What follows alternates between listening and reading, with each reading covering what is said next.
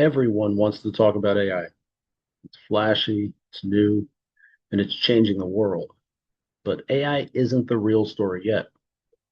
The real story is the massive economic foundation being built beneath it. Welcome to the Sunday Navigational Brief. Today, we're looking past the fear-driven headlines to expose the strengthening U.S. economy that is acting as the true springboard for this technological revolution. If you want to know where the smart money is moving in the stock market, you have to understand the economic engine financing it. Hello, my name is Daniel Young, and this is Adapted Perspective. Every week, we separate currents from noise and opportunity from fear using an income-focused strategy in closed-end funds. It isn't polished, it's definitely not scripted, and it's not herd thinking. We don't chase headlines, we navigate markets. Well, let me be clear. I'm not a financial advisor or a fiduciary. I'm an income hunter, a strategist who filters the noise, follows the data, and targets durable cash flow, even when that means taking a different course. So let's step into this week's waters and see what's actually moving. Last week's video covered 5 major narratives. AI is a civilization scale shift, fear-driven inflation versus actual inflation, why bonds finance the AI age or the age of AI, and why closed-end funds fit an income strategy, and then the expanding U.S. economy. Ironically, the 5th story may be the most important because none of the other 4 happen without it. You don't build data centers in a collapsing economy. You don't expand infrastructure in a recession. You don't finance technological revolutions without capital, and you certainly don't enter a new age of growth while the economic engine is stalling. The reality is that the engine isn't just running, it's revving forward. You wouldn't know that because the headlines continue to focus on inflation fears, market fears, political fears, oil fears. But if you step back for a moment, you'll see that ghost jobs continue to disappear. More Americans continue to improve or continue to move into actual employment. Infrastructure projects continue to expand. Capital continues to flow back into the United States. Manufacturing continues to reshore. Energy production continues to increase. Trade routes continue to adapt. And despite every expert news anchor's prediction of collapse over the last several years, the economy continues to move forward. Not perfectly, not without obstacle, but forward. And that's an important distinction. The herd often mistakes turbulence for direction, but those aren't the same thing. A plane can experience turbulence while still reaching its destination. And likewise, economies can experience disruptions while continuing to expand. But this is where most investors get lost. They focus on the waves, the headlines, the fears, and or the latest predictions. We look at none of those things. We pay attention to them, but we focus on the current. And the current continues to point towards growth, not speculative growth. This is sustainable expansion, the kind that supports new infrastructure, technological advancement, lower inflation over time, and ultimately the kind of support that lowers interest rates. And that's why AI remains important, not because it's replacing the economy, but because the economy is creating the conditions for AI to flourish. A strong economy builds roads, power grids, pipelines, data centers, cooling stations, financing, and the capital necessary for every single expansion. So we'll spend more time discussing that relationship next week, because the deeper you look at AI, the more you realize the real story isn't technology, it's the money behind it. So with that in mind, let's move into this week's closed-end fund snapshot and look at the funds positioned inside the strongest active currents. Those currents remain bonds and select bond proxies, real estate, end-to-end energy, and technology beyond the large caps. So let me share my screen and we will continue this discussion. So these are the filtered list. We started with the entire list, filtered down based on targets, and now we have not so much a curated list, but just a final list of 6 for the cash brokerage, and then a list of 5 for the Roth, simply because I don't already own IGR inside the Roth. I would like to add it, but it's not going to meet the requirements of being a new fund, because IGR is currently a dollar cost average move for me, but it doesn't meet the general 3 asterisk target requirements. And that excuse me, it's got double the historical discount, and then it's greater than the existing 5-year average. There are some exceptions to that parameter. Mostly we see with the PIMCO funds and the PIMCO funds, MEGI. What else is an exception? DNP, utility funds. But it's on the existing list for cash brokerage because it is a dollar cost average for me. So this 6-pack of funds fits those top 2 currents: bonds, and then real estate. IGR is a global real estate firm. RFI is mostly a North America based real estate firm. I have been playing with my contact cards, or the contact card information. Let's see. So I updated some of these today. And it just reminded me that I need to update every other fund in the list. But I'll get to that. So if you want to read this, by all means, pause the screen. I'll scroll down. You can read the rest of it. Same thing for PDO. Same thing for DLY. Different type of contact card. I like that. I like this version better. The DLY, RFI, and then IGR. So I get that AI is flashy, and I get that it's very tempting. I mean, NBXG, which we own, is, yes, it's a fun fund. It's full of 5G tech. Uh, it's filled with companies that will profit from the AI age of AI, but really the dawn of AI at this moment.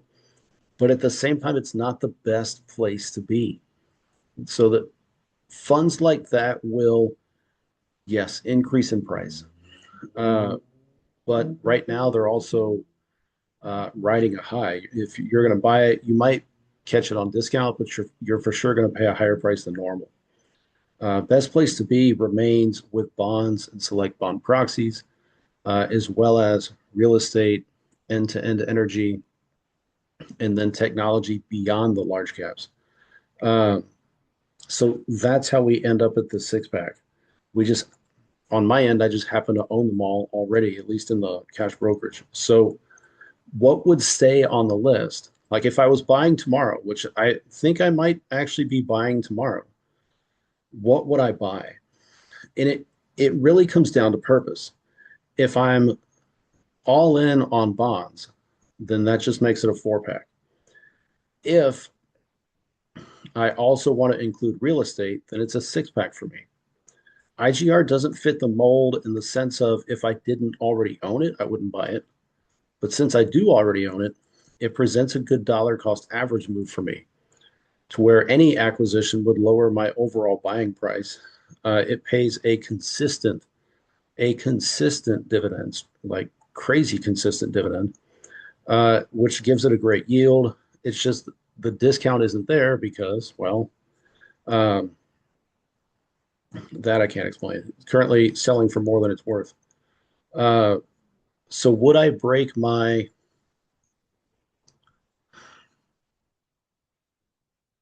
own rule to pick it up as in a premium? Yes, simply because it's selling for less than my current average.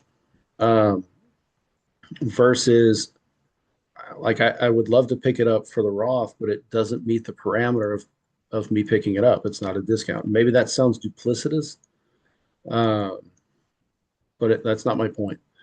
So for the cash brokerage, uh, it just comes down to what I'm willing to spend for each fund. I mean, I could easy pick up 100 shares. PHK, I could pick up like double or triple based on these prices. Uh, IGR, I currently own 300. I can pick up 200 shares. RFI, I currently own 100. I just double my shares. Uh, Oddly enough, it's maybe 10 cents higher than my buy-in price, but it's also the discount window is open considerably. And I get that it doesn't meet the 9% threshold, but say in a similar fashion to IGR, it just pays a crazy consistent dividend. Um, and description wise, I mean, it's just very low key. I mean, very low volatility, very low cost, just crazy consistent dividend. I've looked at RQI, like, because I do think real estate is, I think the real estate fears are oversold. I think the real estate market in general is due. But RQI doesn't meet the triple asterisk rule right now. So wonderful. Thanks, malware. So what would I pick? I would pick honestly, I would pick something like this. I could even pick up more of PHK simply because it's less in price than the rest of it. It's cheaper than the rest of it. Um, but I would pick something like that. The Roth becomes more troublesome because like the rest, well, like everybody else, you only have so much money. It's not like I can buy 100 pack of everything because I only have so much money. So what would I pick? Um, IGR is not an option. Doesn't meet the triple asterisk. In this situation, I think I still have to streamline and focus on the primary current, which would be bonds and bonds proxies. So that still leaves me with a 4 pack. Um, of the four, you could argue for any of them, or I could argue for any of them. The whole point of using this framework, this income radar framework, is that if you can identify the current and then filter everything based on the current, it really becomes like instead of shooting buckshot at the market at large, it becomes shooting fish in a barrel. So I can argue for any of the four. It's We can argue semantics, like we can argue price, we can argue overall yield, we can argue uh, dividends a period. Um, uh, PDO is great. It's definitely the hot commodity. PTY has the long-standing track record. I mean, DLY really is just a gun launch is just like an income sniper. Um, so between the four, I don't think I can go wrong. It just becomes figuring out the best equation for this purchase and then what that allows me to do later. Like I could pick up 100 shares here, pick up 100 shares there, have a little bit of cushion left over. Maybe I'll make 200 on the month. Maybe that'll be enough for another 100 purchase next month. Who knows? We'll see. Um, versus if I pick up 100 of PDO, does that allow me the same? Yes, it would still put me below 1800, but I would have less residual. Uh, DOY puts me just under that. I would have a little bit of residual. It really depends on the buy price whenever I decide to do this. So for these little boxes underneath, if you don't know how to do this and the way I structure um, these cells, I put my available funding at the top, and then pending what I end up earmarking or buying, I leave a remainder at the bottom. So all that is just telling the sum it equals the original or your starting price minus the sum of whatever cells that you're adding together, and then it gives you the residual or the remainder or the leftover, however you want to say that. And then that carries forward into the next month, gets added to the new round of dividends, and then that gets applied to whatever we buy next. So that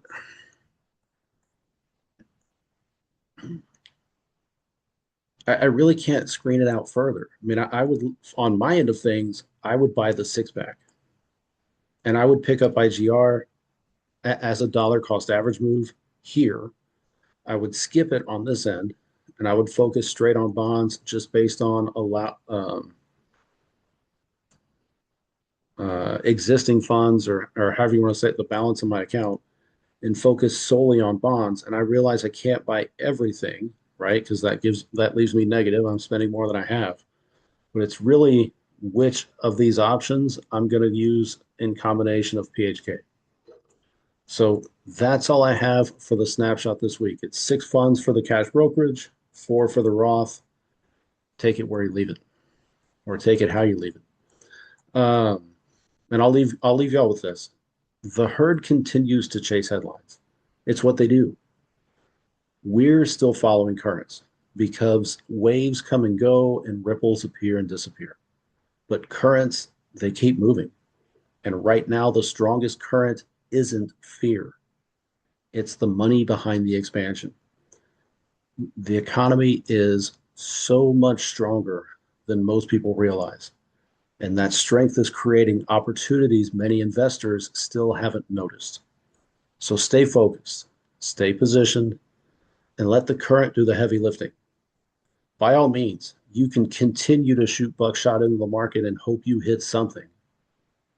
Or you can use the framework, identify currents, find funds already in the current, and let the current do the heavy lifting for you.